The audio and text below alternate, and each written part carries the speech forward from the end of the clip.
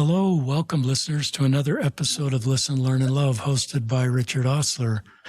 This is an audio podcast. It'll be on audio platforms plus a YouTube podcast. My kids told me to get on video if I'm going to be a serious podcast host. And I listen to my kids because they're much more connected with the latest that's going on in the world than I am at 65. So here we are. And our guest joining us on today's podcast is somebody I've been aware of for several years and admire his work is my friend Tucker Boyle. Welcome to the podcast, Tucker. So happy to be here. Thanks, Richard. Tucker's been on Leading Saints and Faith Matters about 6 months ago. And he is a married father of 5 kids. He teaches Institute at UVU and also teaches 3 seminary classes in Utah County.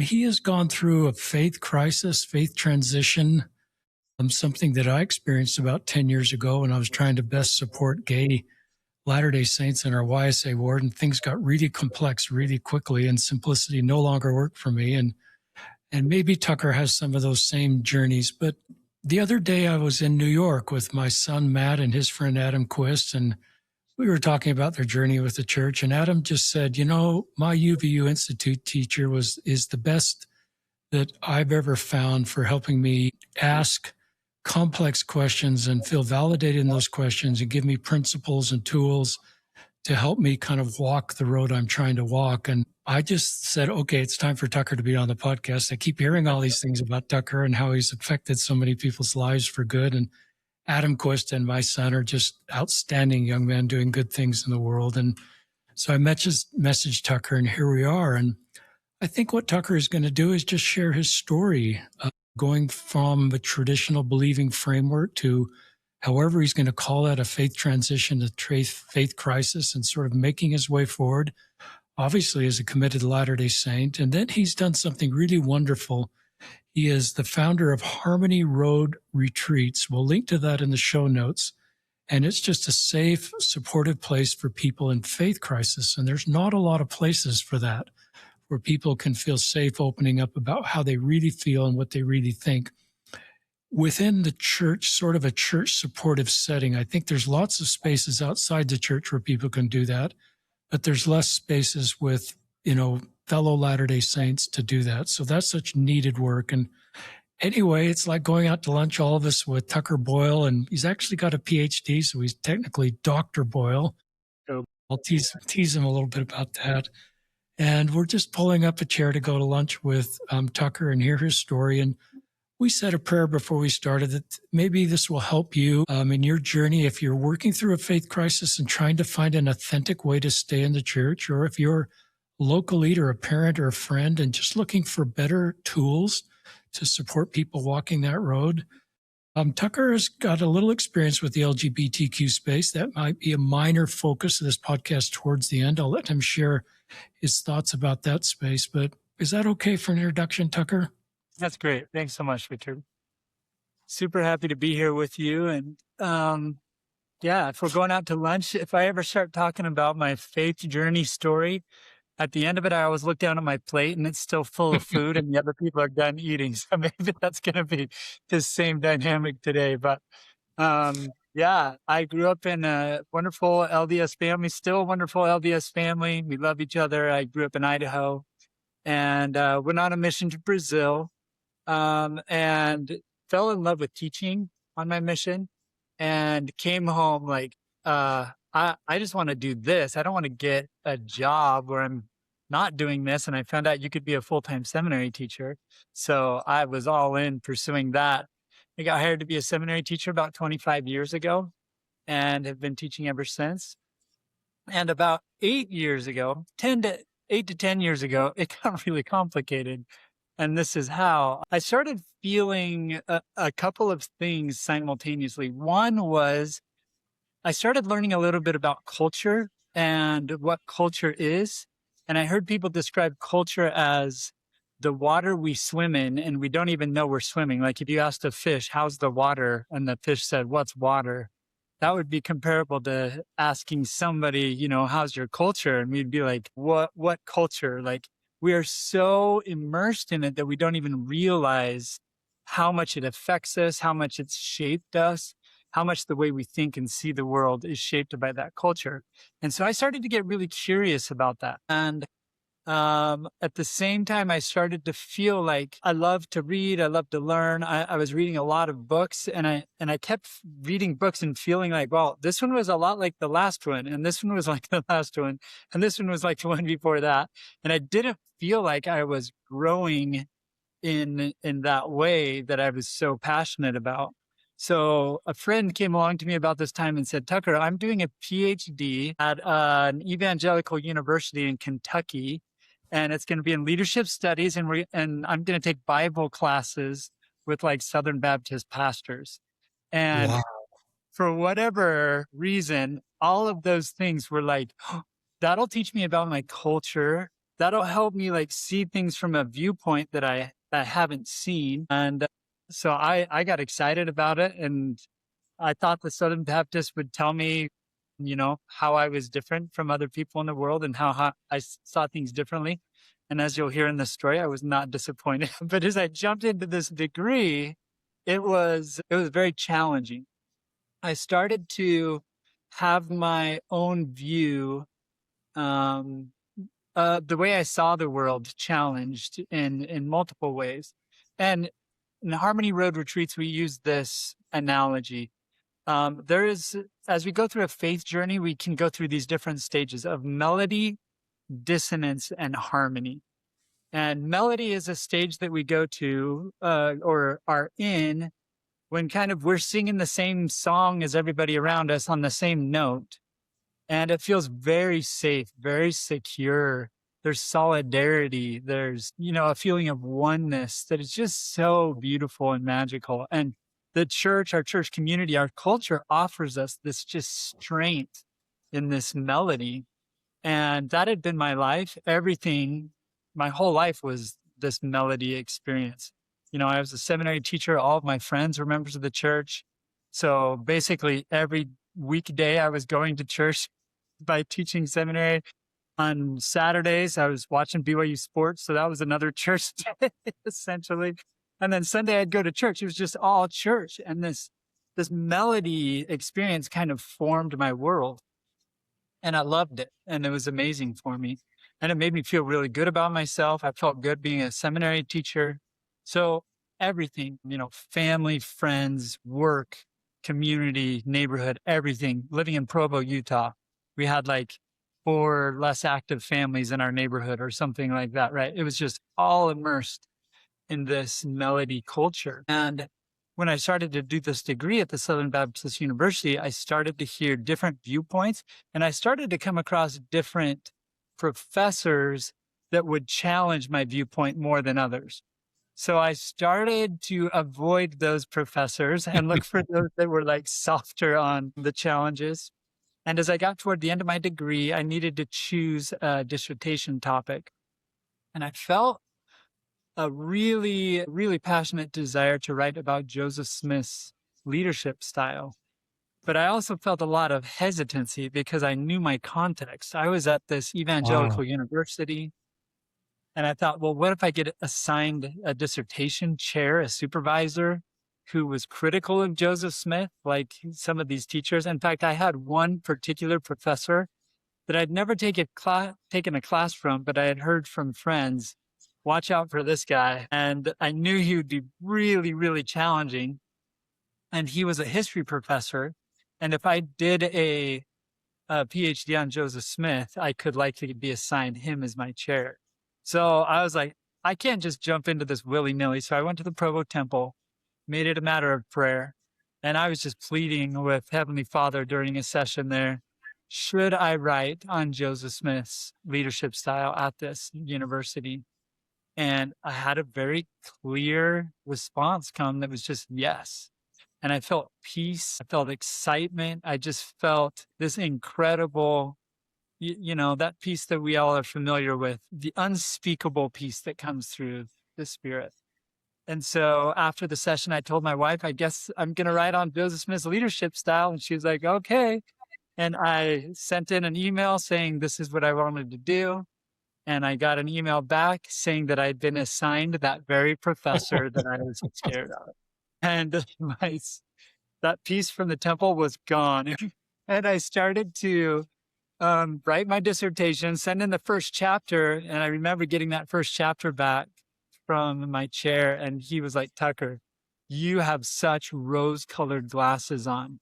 You are only telling me the positive things about Joseph Smith and what his followers are saying about him. You need to tell me what his critics are saying. You need to tell me what his enemies are saying. You need to do a full survey of the literature around this. And when he said that, what I heard was, you've got to read anti-Mormon literature that you've been told your whole life not to touch.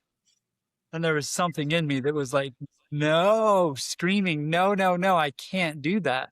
It's funny that I get all the way to this point and I, hadn't grappled with this very deeply yet.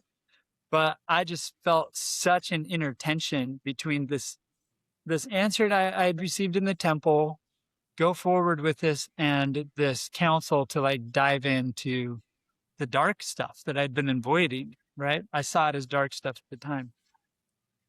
So I decided to take a leap of faith and forge ahead. And so I started diving into these primary sources, and I would get up in the morning and say my prayers and read my scriptures and just say to Heavenly Father, cover me, I'm going in. And I would dive into these really challenging viewpoints. And my experience was kind of like this, Richard. I had these pillars of testimony, of belief that I would lean on. And as I went through this, systematically, each of these pillars would kind of like dissolve. And it was really unsettling because it would happen so quickly. I would feel a pillar that was so strong underneath me in a matter of seconds, just vaporize. And so I'd be like, whoa, where did that go? I believed that my whole life. How does that disappear so quickly? And so I would like lean harder on the other pillars that were left. And then another one of those would vaporize. And systematically, these pillars started to disappear. And it was very scary for me. So I would just cling harder to the ones that are left. And without drawing this story out too much, I remember one particular day in the BYU library where I was in the religion section and I had one pillar left. And I'll just give you context. At this time, I was in my homeward bishopric. I was the principal of a seminary program. And I was clinging to this pillar like I was going to drown, right, if I let go. And I don't remember what book I was reading. I don't even remember specifically what the pillar was, but I remember this experience of reading something and all of a sudden that pillar disappeared. It was just gone. And I started into a psychological, emotional free fall. And I remember almost gasping for air. My heartbeat speeds up, my breathing gets shallow. And I remember looking up around me at people in the BYU library and seeing these senior couples, beautiful couples dedicating their lives to temple and family history work, and these students that were so dedicated to the church. And I had this question rise up. It didn't even feel like it came from my mind. It came from deep inside me. The question was, are we all wasting our time? And it was such a scary question to have start resonating inside me. And my nervous system, which I'll talk about later, was going crazy. I was in fight or flight. I packed up my things. I got out of the library. I was walking home, and it was such a strange experience to have everything in this melody culture that I had gone. And people that I, had felt so safe with, I started to think, can I share what I'm going through with other people, or is it unsafe to do that? And around this time, I was supposed to start a testimony meeting for my ward, as a member of the bishopric. And so as we do, we get up and I was thinking, okay, I've got to be authentic. I don't want to get up there and testify, I know such and such is true, when I'm in a place of questioning. So I got up and I said something like this. I am working on a graduate degree about Joseph Smith and early church history. And honestly, it's way more complicated than I ever realized it was. But I believe that God can help me do something that feels impossible. And that was the end of my testimony for that day. And I sat down feeling good about myself, having been authentic, finding something that I could express faith in. And then I was shocked because the next person that got up was very well respected member of the ward, had held many prominent leadership positions. And he said something like, I want to testify that there is no reason to ever doubt Joseph Smith or anything about our church history. It is all true. I know it's all true with every fiber of my being, or something like that. And it was a very strange moment for me because for the first time ever, I had an internal voice rise up and say, Tucker, are you sure you belong here? And I felt a distance, like almost a chasm open up between me and this ward family that I had felt so safe with. Not because I'm not saying that's the truth. Like all of a sudden they felt like there was a chasm, but I sure felt a chasm there. And this man finished his testimony and sat down, and the next man got up and said something similar. And in my mind, in my fight or flight nervous system experience, I felt like they're bearing testimony against me right now. And it felt like I could almost feel a physical push in my body away from the space that I was sitting in. And that just kicked up my nervous system to react in an even more intense way. And after this experience, church changed from a warm, welcoming spa experience where I went to feel comforted and strengthened to a cold shower that I had to talk myself into walking into. And I quickly felt like, I can't share what I'm going through here. And so I would sit in a class or in a meeting and I would hear somebody say something and I would see a different perspective to it that I had never seen before. Whoa, what about people in this place? That what was just said could be hurtful to people over here. And I'd never seen that before. And so I would sit on the stand as a member of the bishopric, and I'll just give an example. Maybe a young couple would get up. They just moved into the ward and they said, we're so happy to be here in this ward. We just want to testify that, if you follow the family proclamation and keep the commandments, then the Lord's going to bless you and everything's going to work out for your happiness. And I would sit there and look out at the congregation and I would see divorced members. I would see families with LGBTQ children that they were wrestling with, things. And all of a sudden, what seemed so simple before to me did not seem simple at all, and seemed really fraught with difficulty and emotion. And so I would sit there with my heart breaking on the stand, thinking, okay, who in here needs to be comforted? Who here needs to be seen and heard? Who here needs to feel like church is a safe place? And so it was a really interesting experience because church became unsafe to me, but at the same time, I received eyes to see who else maybe was experiencing church as unsafe to them. And so I found a lot of meaning in reaching out to people that were in those places where they were hurt. And that became kind of a new purpose in my life that I hadn't even known was a possible purpose before, of going to the margins where people were in pain and having compassion. I didn't have all the answers, but I started to sense that's where I needed to be.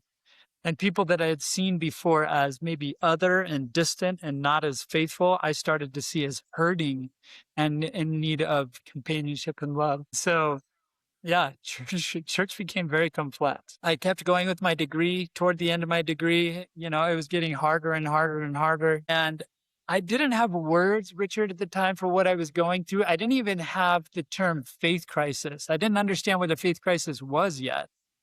I just knew that I was in darkness and turbulence. And a lot of the messaging that I was hearing at church was that I was broken, I was doing something wrong, and that I was not faithful enough. But I was reading my scriptures and saying my prayers harder than I had ever done it before. And even while reading my scriptures, this was unsettling because I would open up a scripture and my mind would deconstruct a scripture in front of my eyes. And I'd be like, well, this is based on the assumption of this and this and this.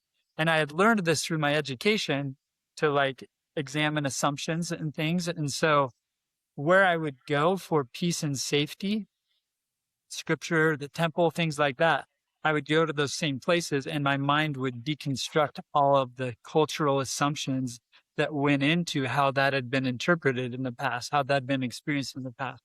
So holy cow, where do I go for comfort? And so as I finished my degree, I'm feeling distraught. I had some other experiences along the way, but so that this doesn't take up too much time, I got to the end of the degree and I was kind of projecting a lot of my anger onto the chair that was making me go through all of this pain. And one morning I remember waking up just with so much anger toward this chair. I remember hitting my knees that morning saying, Heavenly Father, I know the Book of Mormon says he that has the spirit of contention is not of me, but is of the devil, who is the father of contention. And he stirs up the hearts of men to contend with anger one with another. And I knew that I was just being swallowed up in the spirit of contention. I said, but Heavenly Father, I don't know how to get rid of this. I don't know how to let go of this. So I just pled for help. I got in my car, I was driving to work, and I was listening to a talk by Elder Uchtdorf, who his talks were comforting to me often during this time, but he said a phrase in one of his talks, and he said, if God is with us, who shall be against us? And I can remember, Richard, exactly where I was. I was on a road in Pleasant Grove by a Maverick gas station. And when I heard him say, when God is with us, who shall be against us? I had a sort of out of body experience when my mind flashed back to that beautiful peace in the temple that I had had so long before. And I could see myself in the BYU library, in the archives, in these dark places, just suffering and alone and in so much pain. And I perceived that God was with me every single step of the way, even though I didn't feel him. And I knew in that moment that answer I had received back in the temple in Provo was a really beautiful, merciful answer that God allowed me to walk a path that I otherwise wouldn't be able to walk and experience things that I wasn't going to be able to experience without that. And in that car that day, I felt just filled with love and light. I remember looking out the window, seeing people at the gas station, looking at the gas station and thinking a thought I'd never thought in my life before. That is the most beautiful gas station I've ever seen in my life. And I'd look at other drivers around them and I would just feel such divine love flowing through me, not coming from me, but flowing through me toward everyone and everything. I pulled it up to a seminary building, walked inside. I loved every student, students I'd never seen before. I just loved them from their head to their toes. And I couldn't believe what I was experiencing. It was such the opposite of experience of this darkness that I had known for so long. And the strange thing was, I didn't have any answers. Like I still had a mountain of questions and things still didn't click for me in so many ways, in cultural things that I was observing, historical things that I was observing. I had zero answers to any of those. And yet I loved everybody that I saw. Everything that I saw just seemed more beautiful, more bright, more colorful. And something started to distill on me, which is what I call harmony now, is maybe I don't get to a place of peace through my head. Maybe that place of peace comes through the heart. And as difficult as that still was, for those few days, I just felt like my feet weren't touching the ground. I came home, told my wife, I said, hon, I'll do this degree for the rest of my life if I can feel this close to the Lord. And she said, no, you're finishing this degree. We are done with this. Finish it as quickly as you can. And we laughed together and I re-engaged with the degree. And I'll say that for about 3 or 4 days, I felt that transcendent, just heart-filling love. I went back to it, to studying, and that closed. That portal of love closed. And I got back into the darkness and the turbulence, but I hadn't forgotten what that felt like. So I knew that there was the possibility of having that type of peace and love in the middle of turbulence, despite difficult circumstances. I finished my degree and I started to read voraciously, like, what am I going through? And one of the books I read was written by your brother, David Osler, Bridges. And I started to understand, oh, I've been through a faith crisis. This isn't an anomaly. This is something that's been happening as long as people have been in groups, as they start to see their culture and they start to see the shadows that they didn't see before. And I started to understand faith crisis. Around this time, I started to learn about meditation. And that's something that helped me so much. I remember still being in the darkness and, wanting to get back to that place of harmony or love and light. And one day I was meditating. It wasn't the first time I tried, but there was one day where my frenzied mind seemed to relax and my heart flew open. And I felt that again, what I had felt that day in the car after listening to Elder Uchtdorf. And I felt full of love and light. And I just sat there in that meditation, just basking in God's love and the beauty of life. I opened my eyes and I had that same experience. Everything was more beautiful. Everything seemed divine around me. And from then on, I was like, okay, this is my new direction. I want to learn how to inhabit this space more and more. And it would come and go. It wasn't like I had just discovered something and now I had arrived. But I had found what I would call a way to experience the state of harmony when I was in dissonance. And dissonance, like in music, it's when two notes kind of collide with each other and it grates on our ears and we want it to resolve. But I kind of learned that I could do meditations. I could work with my nervous system when it's in fight or flight because of the dissonance. I could learn to self-regulate by doing things, breathing exercises, other types of exercises that would help me when I'm in church or when I'm in a difficult conversation with somebody, when I get triggered just by driving down the road and a thought of an old experience comes in. I learned that I could practice harmony in everyday moments by doing these little meditative exercises or nervous system regulation exercises. And one more thing I'll mention, Richard, is during all of this, there was one point where I noticed a few people in my ward that I had an intuition that I could talk to.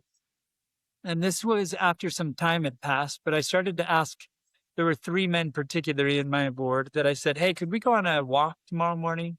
So we'd go on walks and I started to open up about what I was going through. And that felt like life-saving to me to have somebody to talk through that knew the territory to some degree. And so eventually I found safety there. That gave me confidence to move forward and learning what I was learning and feel like I had some people that I could lean on and be safe with. I eventually tell my wife, hey, I've been through a faith crisis. She's like, what? And I said, well, I didn't want to say anything because I'd seen things like this drive marriages apart and I didn't want that for us. And so I kept it to myself. And so that's been a whole journey too, like sharing with my wife what I've been through. And she's amazing and flexible and we've been able to navigate things, but it hasn't been easy. So anyway, long story, still pretty long. But here I am today. I'm teaching seminary. I love that. I teach institute. I love that. And I have this retreat nonprofit called Harmony Road Retreats, where we try to create those 2 main things that I found I needed so much in my faith journey, which is a safe place for people to share what they're going through honestly without any judgment coming back to them, like I felt with those friends in my ward. And secondly, tools to be able to find inner peace, to be able to find inner harmony, no matter how dissonant your circumstances are. And that's something I continue to practice every day because dissonance isn't gone from my life, but there's tools and there's people that have just been so helpful to me. So I want to pay that forward to others. I have some questions, but just while we're on, this is great. I want to come back to just tell us a little bit more about Harmony Road Retreat since we're on that. Is it a multi-day conference? We'll link to it in the show notes. Is it one day? Is it virtual? Just tell our listeners more about is it recorded? Can I watch them later? Or do I go in person? If I live in Brazil, can I participate? Give us more about that. Yeah, absolutely. I'll say it's growing and expanding all the time. Our core offering is a weekend retreat where people come Friday night.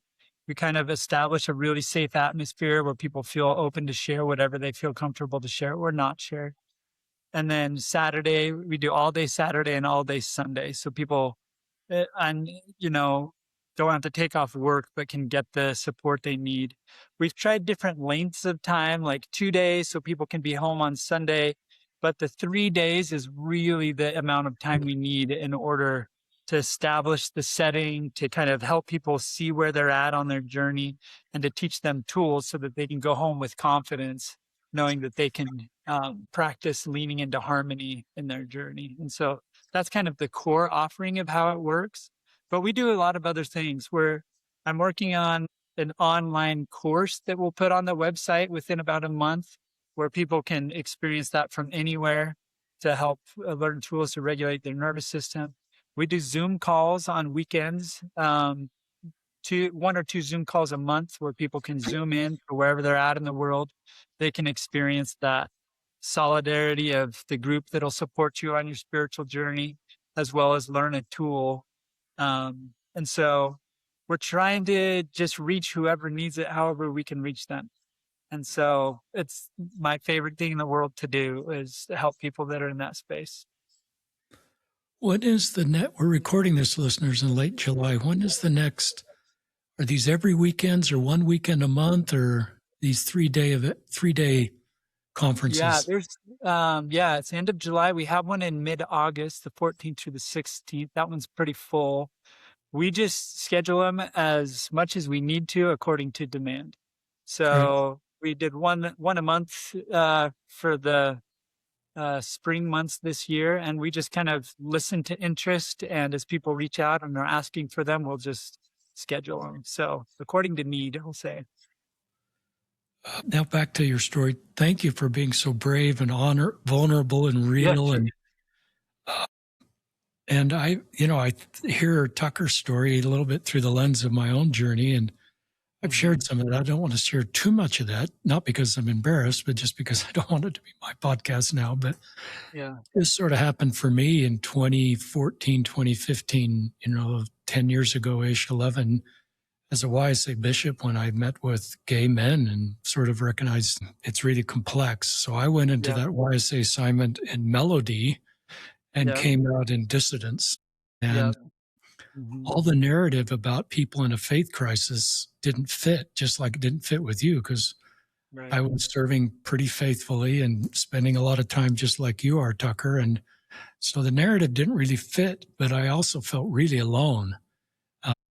And I didn't have vocabulary. I kind of called it a mini faith crisis. And it probably was more than that. I didn't want, and I just didn't know who to turn to. And so I reckon, and all of that was really part of my story too. I had my home ward stake president, I did feel safe opening up to listeners, and I told him about the policy statements that I was uncomfortable with and some of where the church had been around or are around LGBTQ. And it was interesting. He hit a home run because he sort of framed it like it's okay to have a fallen domino or two. And if you think of dominoes, if one falls, they all fall.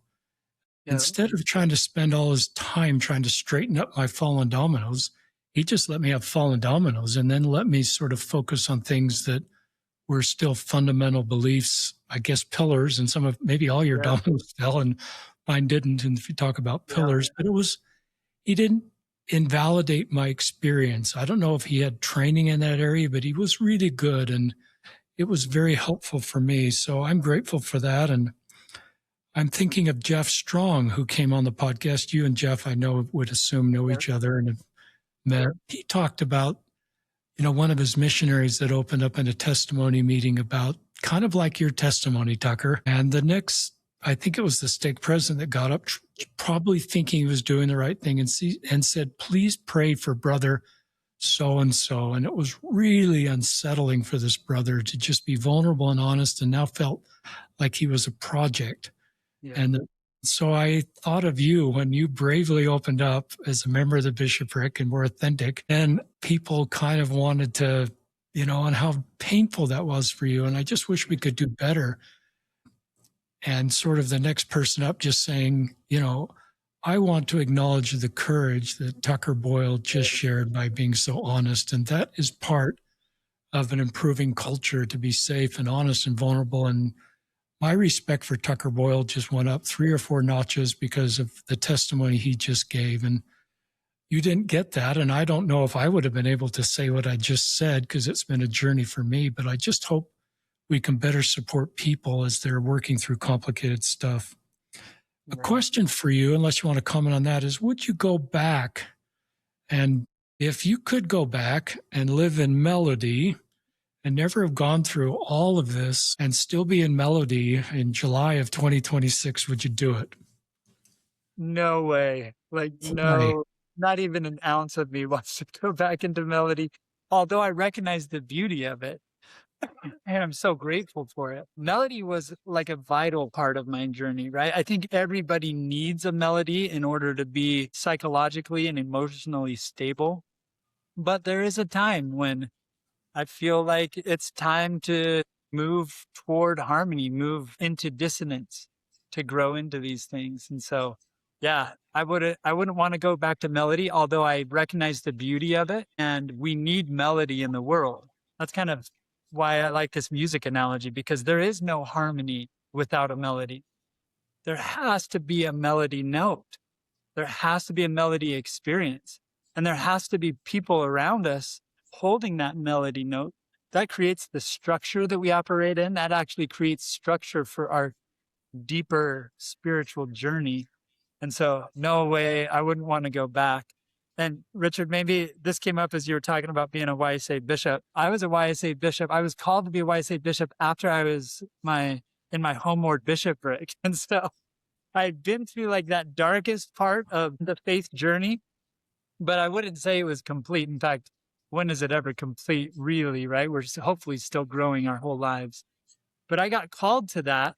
And I was like, whoa, I don't have all the answers.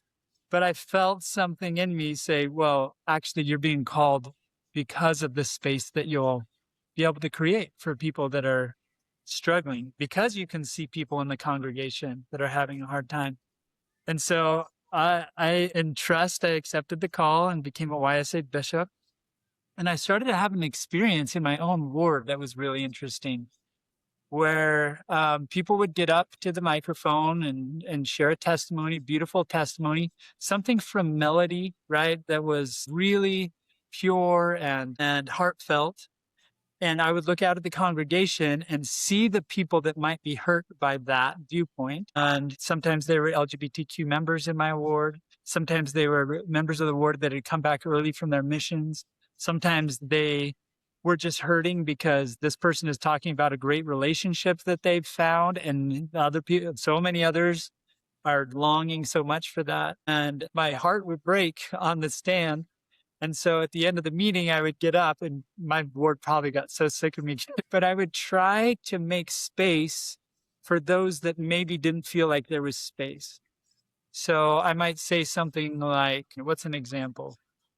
Maybe somebody was talking about, that beautiful song, "We Have Been Born as Nephi of Old, to goodly parents who love the Lord," and talked about how ideal their family was and their parents. Maybe it was a Mother's Day or Father's Day talk or something like that. And I would look out and see, oh, there are people here who don't, like, that might even be a painful song for them to sing because they don't feel like they have that home situation. So I would try to say, oh, what a beautiful talk. I'm so grateful to hear about the beauty of your family. And I'm guessing that there are people here in the congregation that when you think of home, that's not how the image comes through to you. And that might be a hard song to sing. Families can be together forever. It can be a painful song to sing. And I would try to name. So if that's where you're at, I just want to name that God is with you in that situation.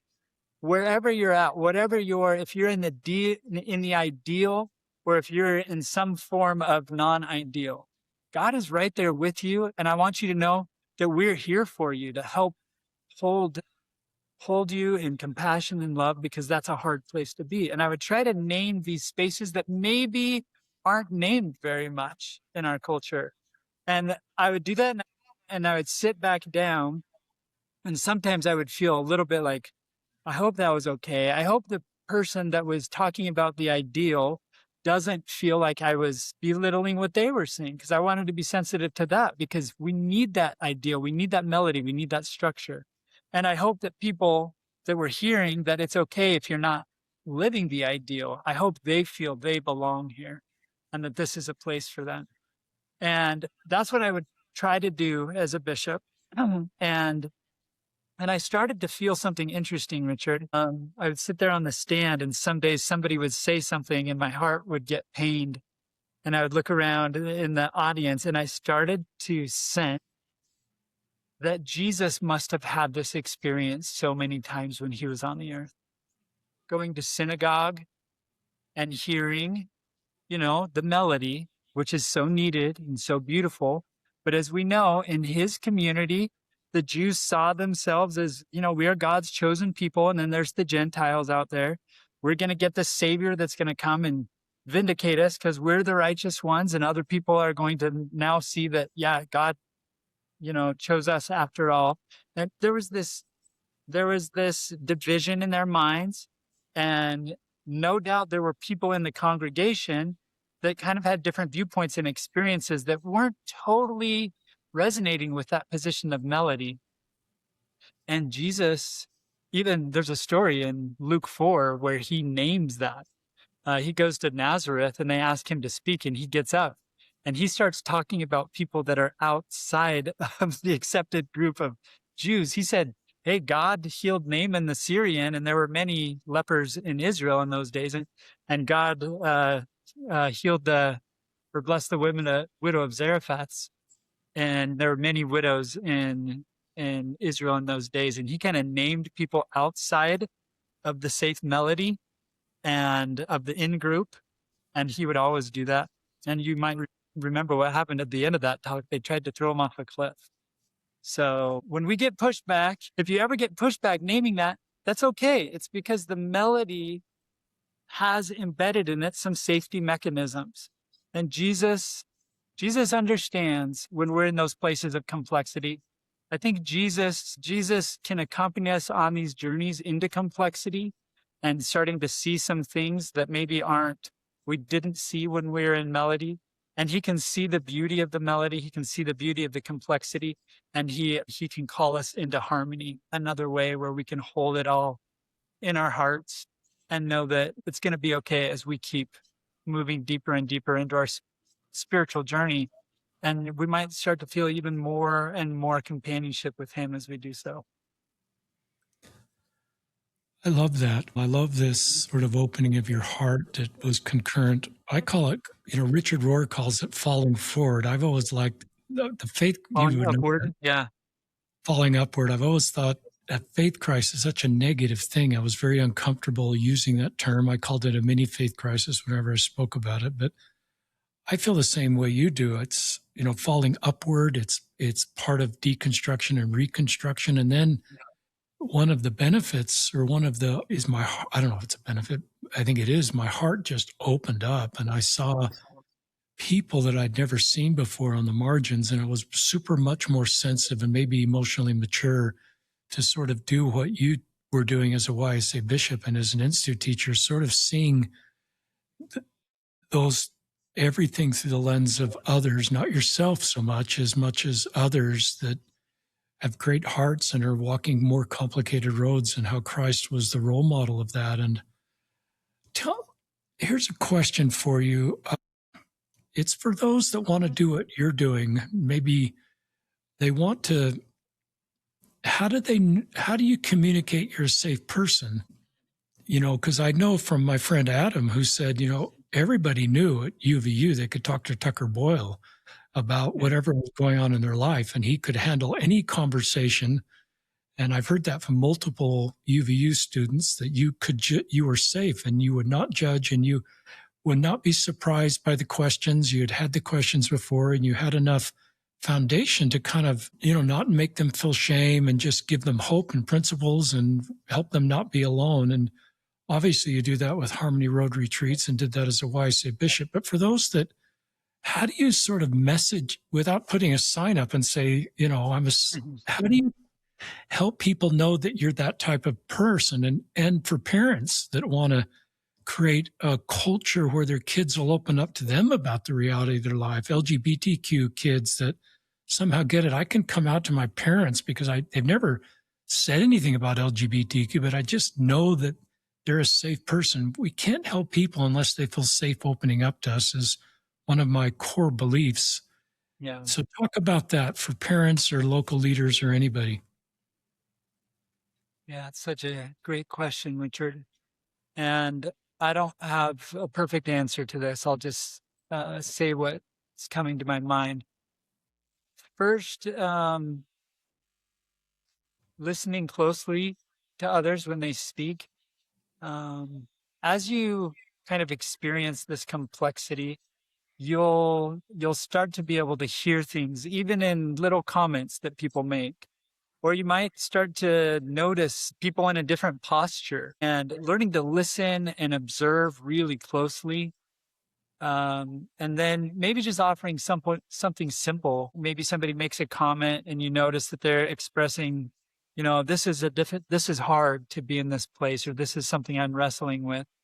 It could be as simple as saying, "Oh, thank you so much for sharing that. You ever need to talk to somebody, I would love to just listen to you and assert. I'm not going to preach to you. I'm not going to try to fix you or anything like that. I just know that when I go through my hard, heavy things, that it does so much for me to have somebody to listen. And I would love to be somebody that listens for you." So that can be simple. And sometimes you don't have to say anything. Just being there, opening your own heart, letting yourself feel what the other person is going through. Maybe everybody already knows this, but the word compassion, the root to that comes from com, which is a Latin root of with, and passion is feeling. Just allowing yourself to feel what other people are going through. They will naturally notice that you are a safe person. They'll see like, hey, can I talk to you about something? And they might not have ever heard you say a word, but you will give off a spirit, you will give off a safety, you will give off a compassion that will help people know that they're safe. And so I would say maybe start there. Start with your heart, open that heart, listen, love, listen, learn, and love even. And as you listen, learn, and love, people will naturally be drawn to you. Even if you don't have a sign, you will have a spiritual frequency to you that will emanate safety, and people will be drawn to that spiritual frequency. As I think that's what Christ emanated when he was on the earth. Not that any of us are at that level, but I think that's why publicans and sinners and lepers and people that didn't feel safe in society felt safe in Christ's presence. Great answer.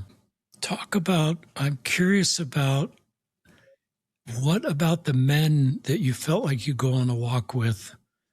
Because it's sort of, you are now the safe person, but you recognize these men you went on a walk with in your ward would be safe to you. What was it just a spiritual impression, or was it anything they said, or how did you just, really great question. And the It's hard for idea, me to- men need community, so men don't usually do what you just did. Women are Yeah. better at that. Men Yeah, sort for of sure. don't do that, and we need to do more of that. Yeah, So so talk true. about that. Well, I honestly don't remember details, but what I do remember is that when I was in my melody space, feeling like those men were unsafe. Not totally unsafe. They were always good, kind, loving, Christ-like men. But as they would speak up and share their thoughts, I would think, why are you guys like so open about things? Like, we've got this all figured out. Just stay in line. And initially I felt like I wondered about these guys. I was like, where are you coming from? And then as I went through my own shift, I sensed like, oh, they're open enough that maybe I could venture a conversation with them. And as I talked to one of them said, "Hey, you should also talk to so-and-so as well." And then another one said, "You should talk to so-and-so." And so I found these three friends that'll be friends for life now. But it's really interesting because as my mindset shifted, I saw them very differently. They felt a little bit unsafe to me, and then they became extraordinarily safe just because we sensed that across these melody, dissonance, and harmony divides. It's like, well, that person isn't exactly in the same place I am, so it doesn't feel as safe to me. And for whatever reason, that's how it works. One of the themes of this is what can we do, listeners, to be a safe person for the people in our lives, whether they're kids or ward members or people we have stewardship responsibility, because I just believe so strongly we can't help people unless they feel safe to open up about the realities of their lives. And I think men, maybe more than women, go to church and put on a face and sit in elders quorum. And I sort of called elders quorum, and maybe not the best way, the best answer club one day to my wife, and just said, I feel like it's just the best answer club. There's no vulnerability. No one's being real. No one's being thoughtful. It's not meeting my needs because I'm drawn to those more vulnerable, real, thoughtful, safe conversations. And I don't want to be critical of our elders quorum, but that's sort of the feeling I thought. So I've just thought, that's why I love what you're suggesting is, and I think it's the invitation, what can we do to just, I've really changed my conversations around people that are walking different paths. And I've wanted to go back, and all our kids are gone from the home now at 65, but I wish I could do a little bit better job of talking about people in different political parties, different religions, even people that have left our religions, queer people. I wish I'd never had a bogeyman or a villain in my life. Yeah, there's people that are villains, but somehow sometimes I would be negative of people, and I recognize that may create an unsafe place for my kids. We could still have the same standards in our family and the same, but I wish I actually said to my kids, these are the family standards, but if you're walking a different path with the word of wisdom or with honesty issues at school or problems driving, this is how I respond. So they already know in their mind if they're queer, which isn't a choice, we don't have any queer kids. This is how I respond.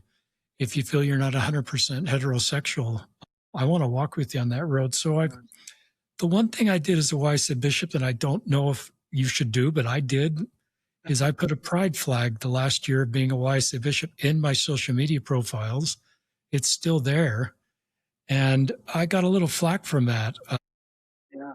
And no more queer members of my ward came out. But what happened, Tucker, was interesting. It's just a lot of straight people just said, okay, I can talk to that guy. If he's going to go out on a limb to support queer people, he can handle what I need to talk to him about. So, and I'm sure you're having those same conversations. So just thoughts, food for thought, listeners. More thoughts on that or any other subject you want to talk about, Tucker? Yeah, let me share something that's really helped me have compassion for my old self when I wasn't able to make a safe space for people. And this is something that I've learned a lot about recently on my faith journey, is that all of us humans have a nervous system, and particularly an autonomic nervous system, which is a safety system that we have embedded in us, which tells us when we're in safe territory, physically or emotionally or in a conversation, right? And when we feel like we're not safe, that nervous system will kick us into fight or flight, where it's a state of alarm, where we would go into flight mode, like I want to get out of this conversation or this church meeting or this room or this setting or this relationship, or fight, where I've got to change it. I've got to wrestle this into a different way of being. Every human experiences this in the nervous system. The nervous system is there to protect us. And what I've come to understand that's been a hard road for me is that the reason why before I went through my faith transition, I wasn't able to make safe spaces for others was because I didn't know how to make safe space inside myself. Wow. I didn't know how to regulate my nervous system. when somebody would say something that felt like it was outside of the box or outside of safety, my heartbeat would speed up, my breath would get shallow. And so what I would do is I would say something to try to make it safe again, or I would get out of the situation so that I didn't have to deal with that discomfort. And what I've come to understand is that's why we struggle with each other as humans, is because we have different safety zones. Our nervous systems map the territory differently. And so one person feels very safe with a certain topic and another person feels very unsafe. And so I see this across, conversations with parents whose children are leaving. And sometimes the children can be very, very frustrated. Why can't we talk about this, mom and dad? I don't feel like I can talk to you. Well, mom and dad are experiencing fight or flight because they feel like they're losing a child. They feel like everything they're working for. So in their body, they're feeling fear, anxiety, panic. And when we're feeling those things, we don't have access to our compassion, our love, our peace. We actually lose access to the gifts of the Spirit that we learn about in the scriptures: peace, love, long suffering. And so those parents, deep down, if they could find safety, if they could find self-regulation, which takes some work, they can have these conversations and be compassionate and loving. But it takes us all some work, some training, some awareness, so that we can be safe on the inside when something is challenging us from the outside.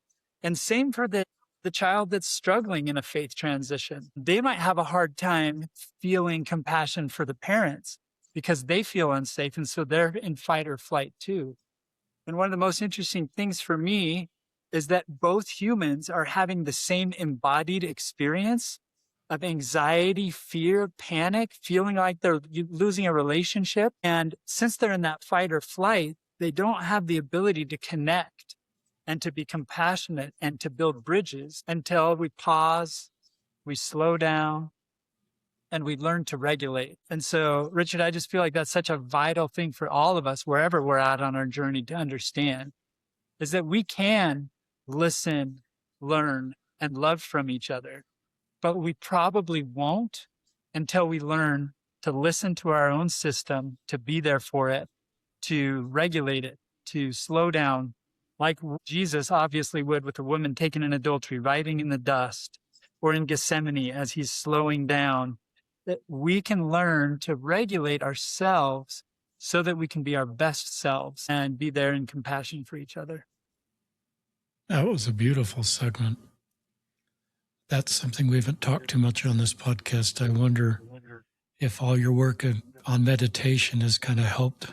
That's really, I can imagine going to your retreat and sort of leaving just with a whole new peace in my life. You've relaxed me, Tucker. You just want to help me slow down. And I love the way you've recognized this nervousness and this flight or flight because it's an emotional topic. If you've got a kid that's moving in a different direction, or even a partner in a mixed faith marriage, but just the tools to sort of slow down and recognize the fight or flight's a first reaction and natural reaction, but kind of get through that. That's super helpful.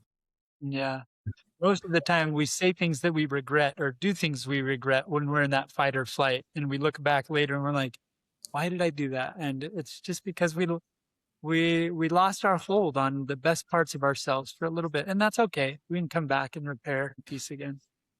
Do you think there's different personality types that are more likely to get into dissonance and harmony versus some that stay in melody? Absolutely.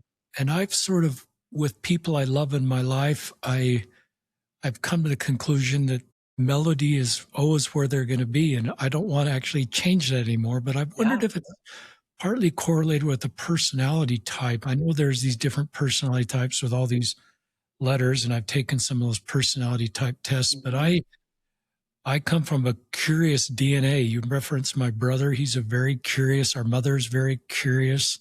At 93, she's still very curious. And I've wondered if there's a personality type that's a correlation with some of these people that go through dissonance and get to harmony. And not saying one's better than the other. It's just, do you see any of that? Yes, absolutely. Different personality types will encounter different obstacles along this faith journey path. Um, like one of the personality frameworks is called the Enneagram. There's 9 different types in that one. And the Enneagram 6, they're very loyal and they find a lot of safety and security in institution, in a group, and that really grounds them. And so 6s are going to go through a lot of upheaval as they start to grapple with the complexity of an institution, a system that doesn't look the way it used to them. Others are very heart-based and emotional, and they're going to experience emotional struggles. Others are more mind-centered, right? Curious, maybe. And all these different personalities, there's always a way forward, but it's slightly nuanced and different of what you need. And it seems like consistently we need heart work, right? It's not just solely head work to get to harmony, but we need to do some work to learn to calm our heart, to learn to calm our system, to move forward. But yeah, there's nuance and specific challenges for each different personality type. And I would even add each different context, because some people have childhood trauma, some people have childhood great security growing up, and then this messes with that security that they grew up with. And there's a lot that goes into it. It's a complex puzzle. Each individual is totally unique, and no 2 journeys are the same, which I think makes it so beautiful. Like everybody's that's listening to this, nobody has ever traveled your path before. Nobody has ever seen the universe from your perspective before. And so you have a completely unique journey, and there are all the tools and people and presence and divine help that you need to get through that, but it's not going to look like anybody else's. Super thoughtful. Here's a question. If you, for our listeners, I'm asked Tucker the same question. Think of all the quorum of the 12 or the quorum of the 15, if you include the first presidency. And if you had a half an hour with one of them, who would you feel the most safe with to open up about how you're feeling? We could, if we had the technology, we could do a random poll. And then the question is, whoever we came up with is why. For me, it's Elder Uchtdorf. I've never had a visit with a member of the 12 listeners. I don't think that'll ever happen. Maybe once in a while I'll see somebody on a plane or passing at a church meeting, but so I don't think that'll ever happen. But Elder Uchtdorf, for me, for some reason that I don't know, and maybe it's some of the talks he's given that you've referenced, Tucker, that would be the most safe. And Elder Gong would be kind of up there, that I would just feel safe opening up and just being real with who I am. And I've never met him personally, but that's just a feeling I have about him. I don't know whose yours would be, Tucker. I don't know who you would be, listeners, but whoever it is for you, Tucker, just why do you think it's that, whoever you name, if you're comfortable naming somebody, what has that person done to create that safety for you? Thank you, Richard. Beautiful question. And maybe I'll give 2 parts to an answer. First, Great. yeah, Elder Uchtdorf has been one that I've resonated with through the years. And there's a few specific talks. I mean, he gave one talk that I leaned on through my journey where he talked about, sometimes we tell the story of people that, their faith shifts. It happens because they're less faithful and they want to sin or something like that. And he says, maybe it's more complicated than that. That was a paraphrase. But as he said that, I was like, oh my goodness, Elder Uchtdorf sees the complexity of the map of how things go. So Elder Uchtdorf would be a great one for me. Maybe the second part to my answer is, if I'm able to self-regulate, I can be safe in the presence of anybody. That's awesome. And that's challenging, right? That's not something that I or you or anybody gets to just from willing themselves to do it. This is a practice. And so this is a practice of learning to walk into church or walk into a conversation or walk into an interaction with somebody who's felt historically unsafe for you in the past. But as you learn to recognize what's going on inside of you, to become really aware, Jesus was always teaching the Pharisees, look on the inside, not the outside. Notice what's on the inside. And I think as we learn to practice that and become aware of what's going on the inside and learn to regulate our own system, we can learn to love and see and have compassion for any human on this planet.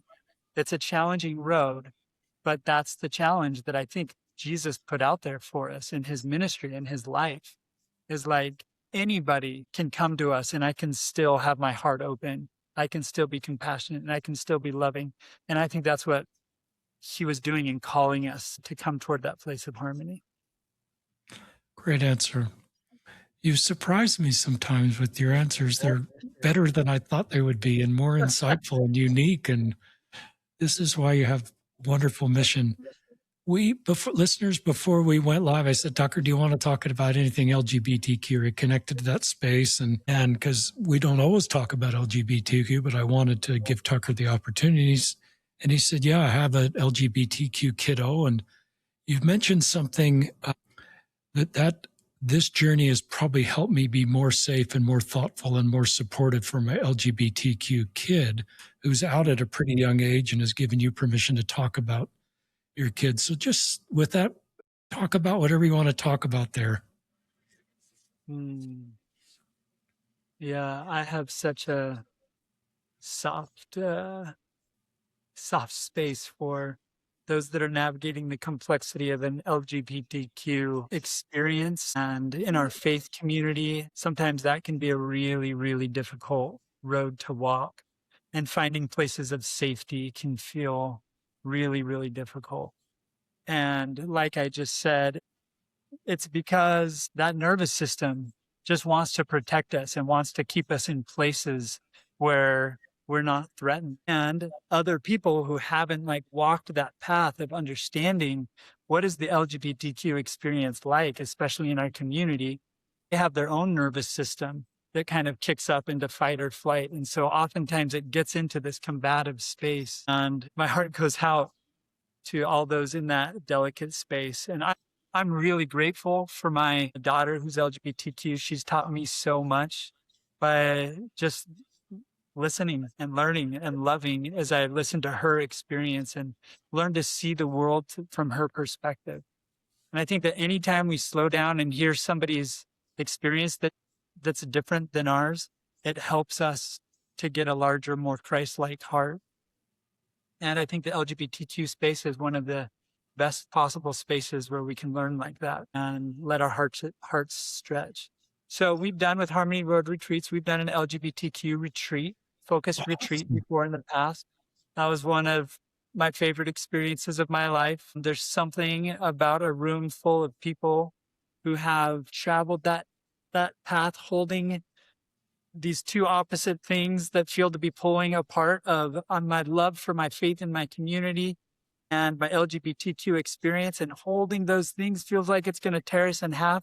And yet in that space, I felt so many hearts that had expanded so much to hold that tension. And so I hope to continue to be a safe person and a person that can continue to grow. I haven't learned it all. And there's more listening and learning for me to do for the rest of my life. And that sounds like a sacred and exciting path to me.